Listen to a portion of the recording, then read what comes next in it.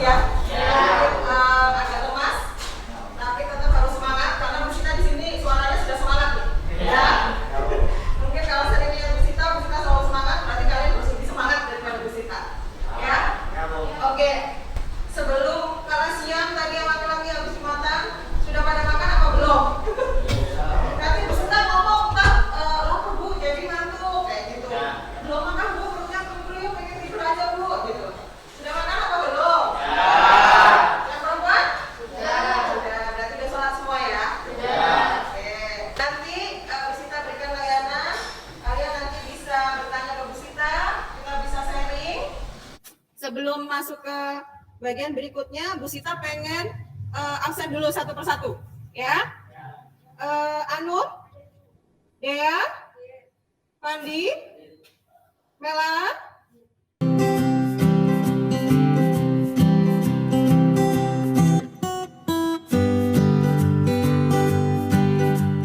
Rizky, ya hadir semua berarti hari ini ya. Oke, terima kasih. Bu Sita udah lihat nih kalau kalian hadir semua. Alhamdulillah, terima kasih banyak. Bu Sita di sini mau memberikan layanan klasikal. Topiknya adalah tentang belajar efektif. Nah, ya. Jadi apa itu belajar efektif? Kenapa Bu kok harus membahas tentang belajar efektif?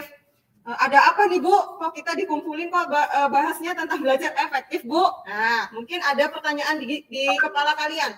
Kenapa nih? Kok tiba-tiba Bu Sita bahasnya tentang belajar efektif? Nah, sudah terfikirkankah ada apa ini? Kok topiknya belajar efektif? Oke, sebelum Bu Sita masuk ke materi layanan, saya pengen melakukan ice breaking. Kalau selamat pagi, kita kasih tepuk satu kali. Kalau siang, Bu Sita bilang siang, tepuknya? Dua kali. Kalau selamat sore, tepuknya? Tiga kali. Prok, prok, prok. Kalau selamat malam? Setengah. Kita coba praktekkan. Pagi, siang, sore, malam. Bu Sita akan memberikan layanan ini. Bu Sita tuh ngasih topik seperti ini itu salah satunya adalah biar kalian tuh bisa menganalisis. Ya, bisa membedakan. Apa sih faktor yang mempengaruhi kalian belajar? Jadi, apa sih yang sering menjadikan faktor kalian dalam belajar yang membawa pengaruh kalian, baik itu pengaruh yang baik, pengaruh yang kurang baik? Nah, itu apa biasanya dalam belajar? Apa halangan-halangan atau tidak maksimal itu kenapa? Nah, kalian harus bisa menganalisisnya. Kenapa? Nah, habis itu, Bu Sita juga pengen kamu setelah tahu apa sih faktor atau dapat menganalisis itu apa yang mempengaruhi cara belajarmu, kamu harus bisa membangun niatan. Sekarang saya tanya dulu nih, semuanya pengen nggak belajarnya itu baik Bu, nilainya nggak ada masalah Bu? Pengen nggak? Pengen. Nah, kalau pengen berarti kalian harus punya niatan nih. Gimana caranya saya belajar dengan baik sehingga saya tidak merasa keberatan dalam menghafal. Nah, berarti saya harus bikin cara yang kayak gimana nih? Biar aku nih belajarnya enak, nyaman, terus aku dalam mengerjakan berbagai soal tuh aku dengan mudahnya gitu. Itu. Apakah saya harus baca dari halaman 1 sampai habis? Apakah buku catatan itu saya baca tok? Nah, kalian harus bisa itu memilih dan memilah serta harus niatannya gimana berarti aku. Nah, dari situ kalian harus punya yaitu tadi mendorong dirinya sendiri. Udah punya niat, oh ya, berarti aku harus punya belajar efektif. Untuk apa aku belajar? Untuk diriku sendiri kah? Untuk masa depanku kah? Apa untuk orang tuaku? Nah, itu harus terpikirkan. Bu Sita pengen yang nanti yang kalian lakukan adalah nanti kalian saya berikan lembar kerja, ya, lembar kerja peserta didik. Kalian tugasnya harus menjawab apa yang ditanyakan oleh Bu Sita. Begitu ya. Terus habis itu hari ini insya Allah akan kita lakukan 1 kali 40 menit ya.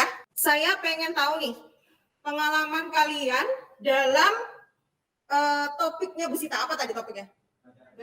Oke, belajar efektif. Apa sih pendapat kalian tentang belajar efektif itu? Belajar dengan cara cepat. Belajar dengan teman. Oke, pembahasan kita adalah belajar efektif. Nah, nih belajar menurut Bu Sita nih. Belajar itu tahapan perubahan tingkah laku individu dan interaksi dengan lingkungan yang melibatkan proses kognitif. Berarti proses kognitif itu adalah proses berpikir. Nah, kalau efektif itu adalah perubahan yang membawa pengaruh makna dan iya betul. Jadi belajar efektif itu Bu, proses yang menghasilkan belajar yang bermanfaat dan bertujuan kepada siswa untuk menggunakan pemakaian yang tepat. Tapi yang Busita inginkan, kalian harus bisa mencerna makna belajar tadi begitu. Efektif tadi begitu. Nah, sekarang kalau belajar efektif apa? Bukan hanya melihat tulisan dari Busita, tapi memaknai, menganalisis. Pak, anak-anaknya Busita nilainya di bawah 50. Gimana belajarnya? Apa gurunya yang salah ngajarnya? Kurang menarik mungkin? Cara mantok mungkin? Kayak Busita ngambil topik ini. Cara belajarnya mungkin? Kalau guru menjelaskan, kalau gurunya menjelaskan didengarkan. Apalagi berkelompok itu lebih mudah ya. Belajar berkelompok itu lebih mudah Bu. Seperti itu. Terus cara belajarnya gimana? Baca textbook tok ya. Apa yang dicatat ya itu Bu, saya baca aja Bu gitu. Tapi dari membaca itu apakah kalian paham semua? Nggak paham. Berarti selama ini kalian belum tahu. Berarti maksudnya gini, kalian udah tahu Bu, kalau saya baca terus, kalau saya itu baca terus, sebenarnya saya itu nggak paham. Berhubung ujian Bu, berhubung saya mau belajar, ya sudah saya baca saja. Apakah begitu? Ya. Tapi kalau baca terus gitu, kira-kira berapa persen yang bisa ditangkap sama kalian? 10%? 50%? Oke. Bisa kan lebih dari itu? Nggak bisa ya? Insya Allah bisa, oke. Tapi berarti nanti harus punya ide-ide lain ya. Gimana caranya 10% katanya Hendra atau 50% itu tadi bisa ditingkatkan menjadi saya nggak muluk-muluk deh, 70% aja deh. Bisa nggak nih kira-kira? Ini yang menjadi pertanyaan. Dan saya pengen kalian harus punya cara-cara atau trik dan motivasi apa. Nah, punya dorongan nih berarti. Saya belajar ini gunanya apa? Kalian harus punya itu. Oke, bisa dibaca dulu, dipahami dalam hati masing-masing. Nah, coba dibaca poin-poinnya. Sekarang Busita akan bagi kelompok terlebih dahulu. Nanti tugasnya kalian saya kasih lembar kerja, ya lembar kerja ini diisi, didiskusikan. Kalian Bu, saya kan hanya di awal-awal itu tentang belajar. Busita tadi cuma ngasihnya tentang topiknya tentang belajar itu apa, efektif itu apa, dan belajar efektif itu apa. Nah ini nanti kerjanya susah nggak Bu? Kalau didiskusikan bersama-sama, saling bekerja sama, sama-sama saling bertanggung jawab, insya Allah ini akan mudah dikerjakan. Bu, saya nggak punya pandangan nih Bu. Boleh nggak? Gitu. Saya tanya antar teman satu kelompok. Ya lebih baik yang udah satu kelompok aja saling bertanya jawab, saling sharing pengalaman. Biasanya apa yang menjadi masalah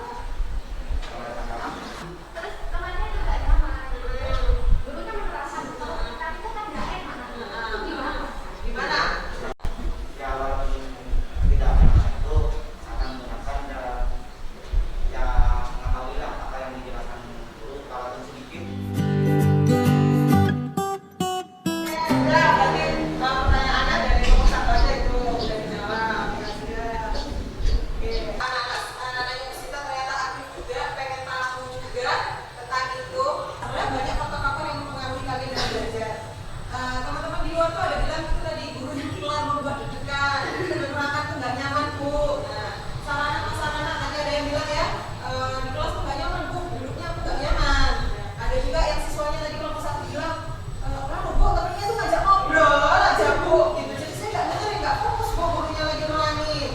Nah, terus itu ada juga lingkungan. Jadi lingkungan dari rumah tuh biasanya akan membawa juga di sekolah. Karena perkembangan dari rumah itu tadi, kalau marah di rumah ngapain dibawa ke sekolah? Ya, secara nggak sadar kita itu kadang akan membawa emosi itu ke sekolah. Gitu. Mungkin kita cemburu, mungkin kita yang biasanya sering senyum nggak senyum lagi. Pasti teman yang benar pasti akan, ini kenapa ya di orang biasanya nggak kayak gini kok sekarang begini ya? Ya seperti itu. Apakah belajar efektif jika dilakukan dalam suasana yang menyenangkan itu akan baik untuk kalian? Ya. Kenapa? Karena nggak bosan. Oke. Berarti senang ya. Kalau belajar menyenangkan tuh senang Bu. Apalagi kalau ketemu di kelas tuh senang. Apalagi nggak temuin guru yang tinggal Bu. Senang banget. Nah itu udah ketahuan. Senang banget Bu. Serasa di rumah Bu gitu.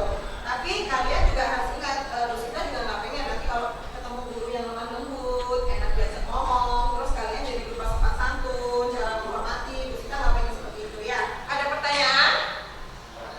Nggak ada? Oke. Jika nggak ada, kalian udah nggak ada pertanyaan. Kalau itu berarti bolehkah Bu Sita meminta dari 3 kelompok ini, dari pembicaraan kita tadi, semua kelompok satu-satu sudah mempresentasikan hasil diskusinya. Boleh Bu Sita minta 1 orang untuk menyimpulkan kegiatan kita hari ini. Kesimpulannya adalah belajar efektif. Kita harus lebih giat belajar dan menghilangkan rasa bosan dalam belajar. Menghilangkan rasa bosan dalam belajar. Rasa malas. Oke, terima kasih. Selamat duduk kembali. Nanti Bu Sita juga ini ya memberikan evaluasi.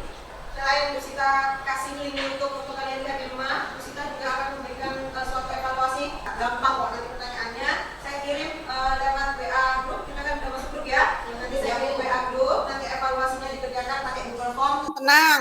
Jawabannya cuma sedikit, mungkin itu saja topik layanan tentang belajar efektif hari ini. Sebelum materi ini saya kuatkan lagi tentang kesimpulan tadi, bahwasanya belajar efektif itu sangat penting untuk kita. Apapun masalah belajar itu, kita boleh sharing kepada siapapun juga, baik teman, guru, ataupun guru BK mungkin ada permasalahan dengan guru, dengan teman, semua bisa dibicarakan. Belajar efektif itu gimana sih usahanya kalian itu secara minimal gitu ya, secara bukan menyepelekan, bukan.